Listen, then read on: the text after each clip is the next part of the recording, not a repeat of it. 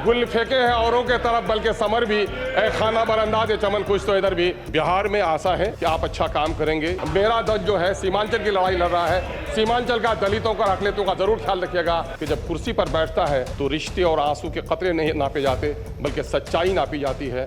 आप भले ही आपका किसी पार्टी से रिश्ता हो लेकिन आप उसके मुख्यमंत्री नहीं हैं, आप बिहार के सम्मानित मुख्यमंत्री हैं, इसलिए बिहार की जनता का ख्याल रखिएगा। माननीय अध्यक्ष महोदय, आपने मुझे समय दिया इसके लिए शुक्रिया।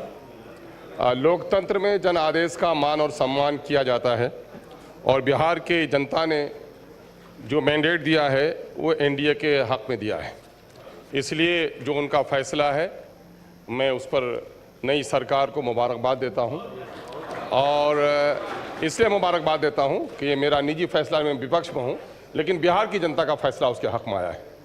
मैं दिल की गहराइयों से जनाब सम्राट चौधरी साहब को मुख्यमंत्री बनने पर, जनाब विजय चौधरी साहब के उप मुख्यमंत्री बनने पर और बहुत ही तजुर्बाकार हम सबों के बुजुर्ग नेता विजेंद्र यादव साहब के उप मुख्यमंत्री बनने पर दिल की अमीर गहराइयों से मुबारकबाद देता हूं। मैं जानता हूं कि इस वक्त शायद ये इतिहास का एक बड़ा पाठ है कि सबसे युवा मुख्यमंत्री अभी बिहार को मिल रहा है और ये सेकेंड जनरेशन का है।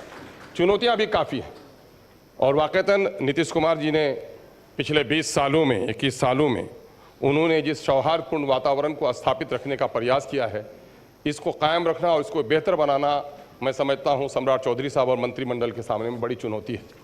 हमारा बिहार महापुरुषों का बिहार रहा है, सौहार्दपूर्ण वातावरण में हम लोग जीते आए हैं और महोदय, मैं जब पहली बार सदन में आया तो आपकी कुर्सी में आते हुए जब मैंने देखा कि जो आते हैं हमारे स्पीकर साहब, तो पहले विपक्ष फिर सत्ता की पक्ष, मैंने कहा कि सत्ता के लोग चुने हुए और विपक्ष को इतना सम्मान, कहा कि हाँ, लोकतंत्र में यही है कि कमज़ोरों को सम्मान देना चाहिए और ये कमज़ोरों को सम्मान देना आपकी जिम्मेदारी है।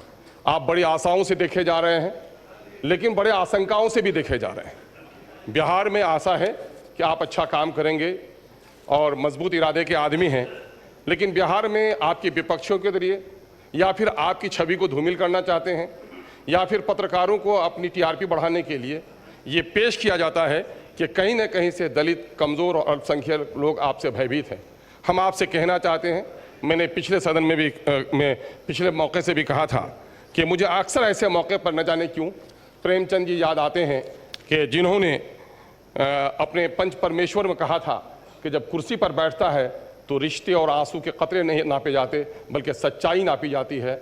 आप भले ही आपका किसी पार्टी से रिश्ता हो लेकिन आप उसके मुख्यमंत्री नहीं हैं, आप बिहार के सम्मानित मुख्यमंत्री हैं, इसलिए बिहार की जनता का ख्याल रखिएगा। आपका समय समाप्त हुआ, कृपया बैठ जाएं। आखिर में एक दर्द की बात कह जाऊं सर कि पूरे बिहार का विकास को जरूर कीजिए, अपना बिहार आगे बढ़े और एक नए किस्म की सरकार आप चला के दिखाएं, लेकिन सर कमजोरों को मत भुलाइए और सीमांचल खास करके मेरा दल जो है सीमांचल की लड़ाई लड़ रहा है। सीमांचल का दलितों का अकलियतों का जरूर ख्याल रखिएगा।